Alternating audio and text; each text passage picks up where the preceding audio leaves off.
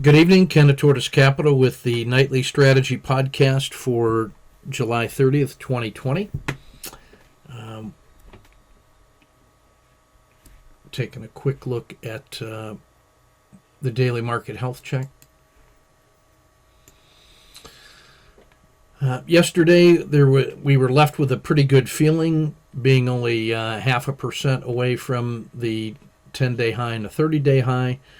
Today, though, big gap down, sold off sharply to test the 10-day low, which held, but it broke through the PSAR the last 2 days on the way down. And then in the afternoon, there was a nice recovery back through the southern skin of the dragon, the spine, the Z1, briefly touched the top of the dragon and closed strongly for the day, but with a day-over-day net loss. That leaves us cautiously optimistic, but this was another warning shot about the vulnerability of this market and a president who's liable to say just about anything. Today it was delaying the election. Dumbest idea ever. The 30-day RL30 extension is still positive, however, because we were able to close back up inside the dragon. The dragon extension is still favorable. The PSAR was the one that cracked today. We don't get the PSAR flip because you have to see the RL10 break through the PSAR, but we're now really less than 1% away from that boundary. So this is a market that's got to show cause to continue to believe in the long side. Otherwise, it looks more like this oscillating sideways chop if this 10-day low even holds. So we'll see tomorrow what Friday looks like. So we have the RL10 has rolled over. It crossed the baby dragon here. It's still summer, but this is getting weaker. The 10-period regression line just tipped into the negative. We are hovering right on the edge of the Z1 river. Support levels from this price down, we'd see Z1, southern skin of the dragon. The PSAR still remains a support level. Today's low of the day at 319.65. The 10-day low, which was made 5 days ago, will be the 10-day low for a while. That's the last buffer between a free fall down to the Bollinger Band mean and then further free fall to Z-1 at 309. So this support level here at 316 is the absolute fail-safe point. As long as it's above that, we can believe in the longer-term strength. But there are plenty of signs that this is weakening. So we have a rollover here. This peak has rolled over, so it's a lower high. You can see the RL90 in green, which is the RL30 of the next higher time frame, has peaked and is rolling over. So this is a bullish move that's getting long in the tooth. And as we look at 98 days to voting, there's pressure on this to keep going. Still some vulnerability in the techs based on testimony in Congress, and social unrest continues. I am worriedly non-committal on this one. I've lost the sense of optimism. We're going to take, just a quick look at some weeklies.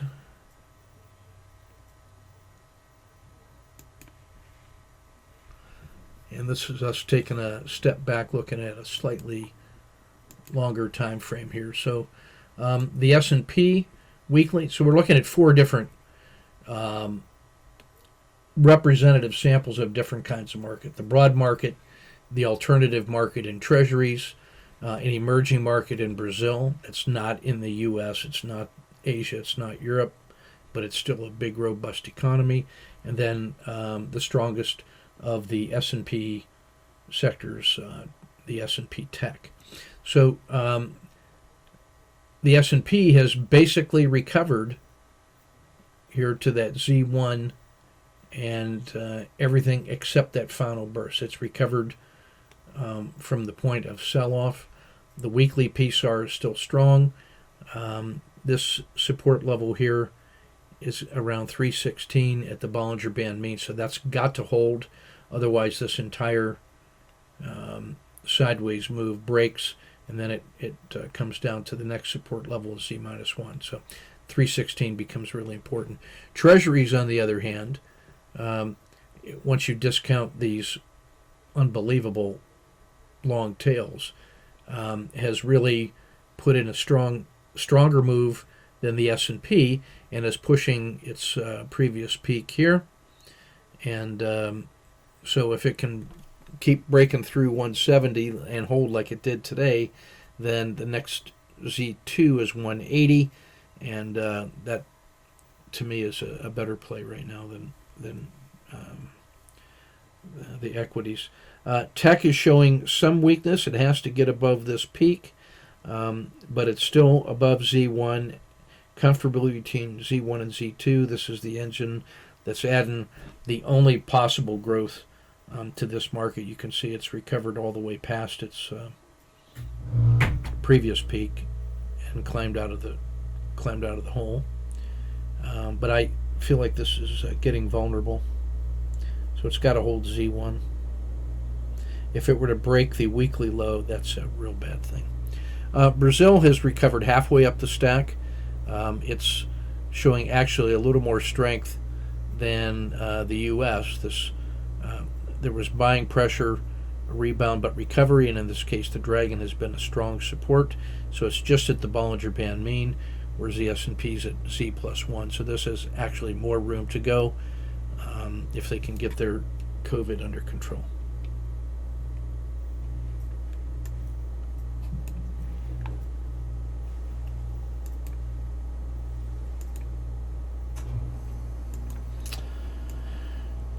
Still bullish normal, overbought on the long term, high average in the shorter term, 3 and 10 day look back periods, about a 4.5% cushion to sideways markets. ADX remains weak and getting weaker. ATR is a relatively quiet 1.35. We're getting close to the boundary where it becomes bullish quiet. The risk Z is still favoring the long side risk on trade. The risk Z score is starting to roll over at 1.2, and so that is an early warning of a potential sharper volatility moves to the downside. No signals in channeling and overreaction. The two weakest sectors, Asia less Japan and Latin America, remain places for short side targets if this market were to start to crater. 10-day min pains. Healthcare sector well represented with Procter, Merck, and Pfizer, Verizon, and Home Depot rounding out that. The 10-day max pains, where I like to look, is a catfish bottom feeder. Intel, Boeing, ExxonMobil, Goldman, and IBM. Intel is just getting crushed, and NVIDIA is winning in that chip space. On the tactical summary,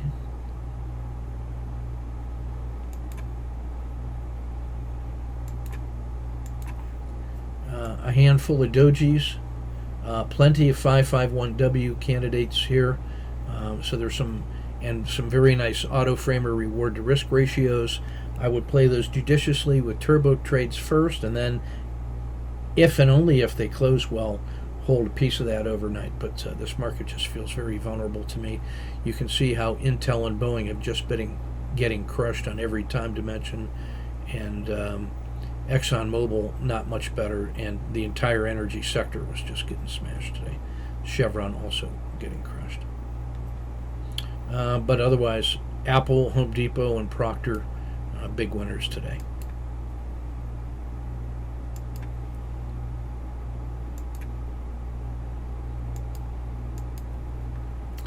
Just a handful of dojis here in treasuries, Mexico, and silver. Tech was the big leader today. Treasuries is just doing very well right now. You can see that they've been good in every time dimension. Energy sector just got smashed, minus 4%. And silver is still giving up This just looks like profit taking after excessive gains. But you got to believe that silver and gold are going to do well if we see any kind of market cratering. So that and wheat and precious metals becomes important markers. No surprises in the daily pinch and stretch. You can just see how bad Intel's been getting smashed. No change there.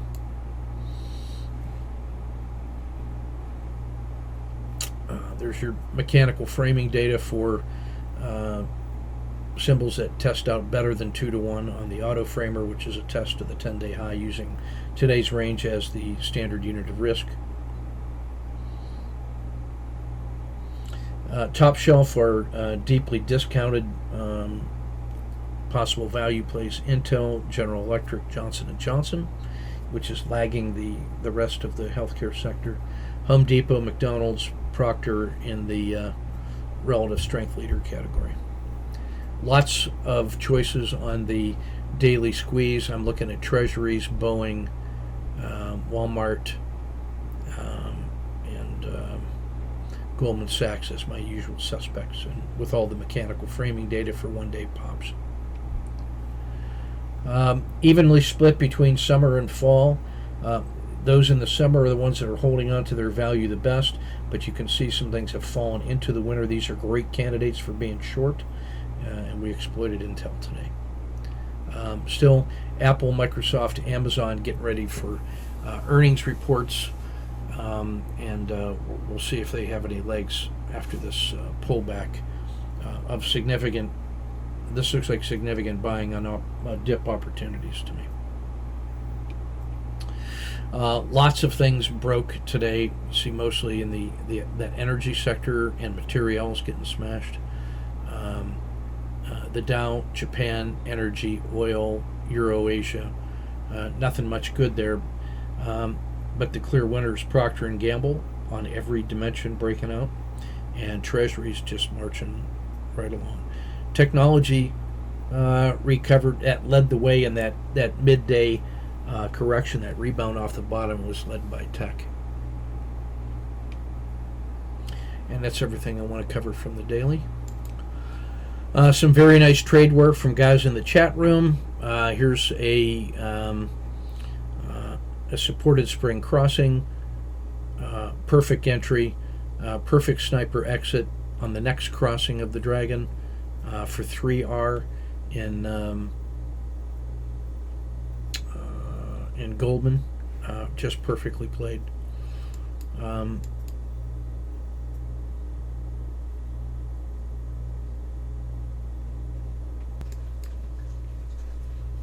Here's Griff doing a nice job on EWZ today. Supported spring crossing, no lose plus dinner for 2. That's the Bollinger Band mean exit. I'd like to see a sniper exit to capture more of that, although he did get the that's right, sniper got early here, and then I'd like to see another sniper right there instead of letting it come all the way back. But good work. Here's 2R from Griff on a very nice short supported fall crossing into a there was a potential supported spring here and a supported spring there, but another very nice supported fall and supported spring. So that's 2R in the bag. Nicely done. Ken Ho crushing it with 6 execution risks here in Alcoa in the usual excellent way, with the Wu Wei exit here, and then just following the sniper all the way up 6R. 0.3, oh, I'm sorry, 0.3 risk, and then a 1.4R, getting a second position in nicely, and that turned pretty sharp. SEO is that triple inverse oil, and that turns pretty sharply. There was more on this, excuse me, on the downside here. I don't mind that. I think maybe you could catch that here when it goes when it falls back below the dragon, but still that's not too bad. Maybe this can get done here on that failure to fail. So when this rolls over and then doesn't fail but resumes, I think right in here maybe. But otherwise, really nicely done. That's everything I want to cover for tonight. Keep your risk measured and powder dry. Tomorrow, it's going to be fireworks on Friday. What with the sell-off today and shenanigans in the news and energy starting to get crushed again and tech under pressure. There was a strong move up in treasuries today, which suggests defensive plays. And all the precious metals are now at an attractive buy point after 4 days of profit taking. So let's watch for opportunities short term. I'm going to be very cautious about holding things over the weekend, except in those defensive plays or in shorts. I'm more likely to hold a short position over the weekend than a long one. But chances are I'll be flat, except for treasuries. All right, that's everything I got. Take good care, guys. See you in the chat room.